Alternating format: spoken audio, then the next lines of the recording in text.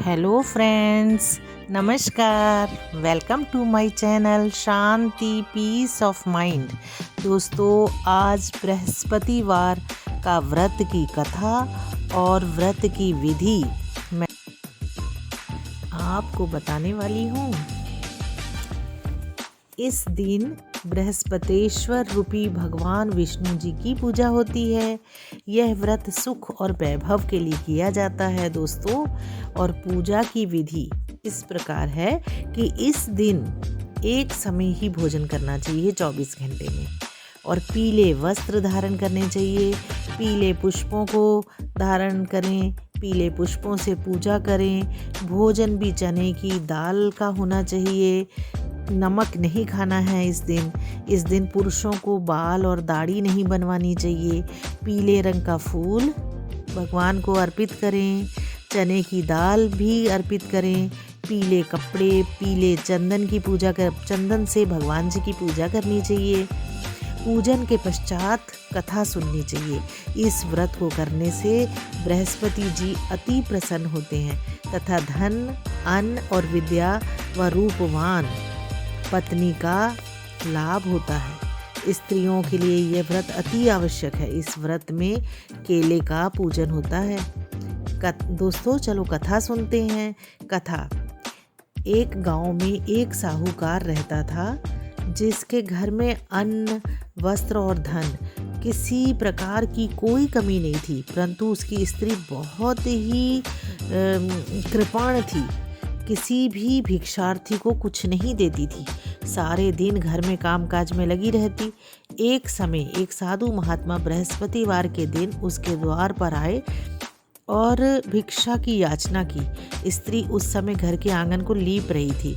इस कारण साधु महाराज जी से कहने लगी कि महाराज, इस समय तो मैं घर लीप रही हूँ, आपको कुछ नहीं दे सकती। फिर किसी अवकाश के समय आना। साधु महात्मा खाली हाथ चले गए।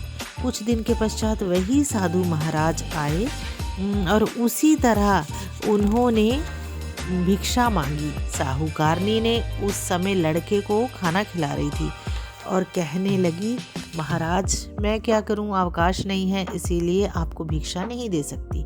तीसरी बार महात्मा जी आए तो उसने उन्हें उसी तरह से टालना चाहा, परंतु महात्मा जी कहने लगे, यदि तुमको बिल्कुल ही अवकाश हो जाए तो तुम मुझको भिक्षा दोगी। साहूकारनी कहने लगी, हाँ महाराज, यदि ऐसा हो जाए तो मैं आपकी बड़ी कृपा होगी। साधु महात्मा जी कहने लगे कि अच्छा, मैं एक उपाय बताता हूँ। तुम बृहस्पतिवार के दिन चढ़ने पर उठो, सारे घर में झाड़ू लगाकर कूड़ा एक कोने में जमा करके रख दो। घर में चौका इत्यादि मत लगाओ। फिर स्नान आदि करके घर वालों से कह दो कि उस दिन सब हजामत अवश्य बनवाएं। रसोई बनाकर चूल्हे के पीछे रखा करो, सामने कभी ना रखो।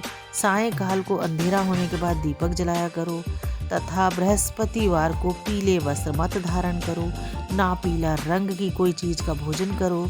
यदि ऐसा करोगे तो तुमको घर का कोई काम नहीं करना पड़ेगा। साहूकारनी ने ऐसा ही किया। बृहस्पतिवार के दिन चढ़े उठी और झाड़ू लगाकर कूड़े को घर में जमा कर दिया। पुरुषों ने हजामत बनवा ली, भोजन बनाकर चूल्हे के पीछे रख दिया और वह सब बृहस्पतिवार को ऐसा ही करती। अब कुछ काल बाद उनके घर में खाने को दाना ना रहा और थोड़े दिनों में महात्मा फिर आए और भिक्षा मांगी, परंतु सेठानी ने कहा, महाराज, मेरे घर में तो खाने को अन्न नहीं है, आपको क्या दे सकती हूँ। तब महात्मा जी ने कहा, जब तुम्हारे घर में सब कुछ था तब भी तुम कुछ नहीं देती थी। अब पूरा अवकाश है, तब भी कुछ नहीं दे रही हो। तुम क्या चाहती हो, वह कहो। तब सेठानी ने हाथ जोड़कर प्रार्थना की, महाराज, अब कोई ऐसा उपाय बताओ कि मेरे घर पहले जैसा धन धान्य हो जाए। अब मैं प्रतिज्ञा करती हूँ कि अवश्यमेव जैसा आप कहेंगे वैसा ही करूँगी। तब महात्मा जी ने कहा, बृहस्पतिवार को प्रातःकाल उठकर स्नान आदि से निवृत्त होकर घर को गौ के गोबर से लीपो तथा घर के पुरुष हजामत ना बनवाएं और भूखों को अन्न जल देती रहा करो। ठीक सायंकाल दीपक जलाओ और यदि ऐसा करोगी तो तुम्हारी सब मनोकामनाएं भगवान बृहस्पति जी की कृपा से पूर्ण होगी। सेठानी ने ऐसा ही किया। उसके घर में धन धान्य वैसा ही हो गया जैसा कि पहले था। इस प्रकार भगवान बृहस्पति जी की कृपा से अनेक प्रकार के सुख भोग कर दीर्घ काल तक जीवित रही। जय बृहस्पति देव। हाँ दोस्तों, अगर आपने अभी तक मेरे चैनल को सब्सक्राइब नहीं किया है तो सब्सक्राइब कीजिए, इसे लाइक कीजिए और अपने दोस्तों में भी शेयर कीजिए ताकि उनका जीवन भी सुख और समृद्धि से भरा रहे। मैं बहुत अच्छी अच्छी जानकारी आपके पास लेकर आती रहूँगी। Thank you.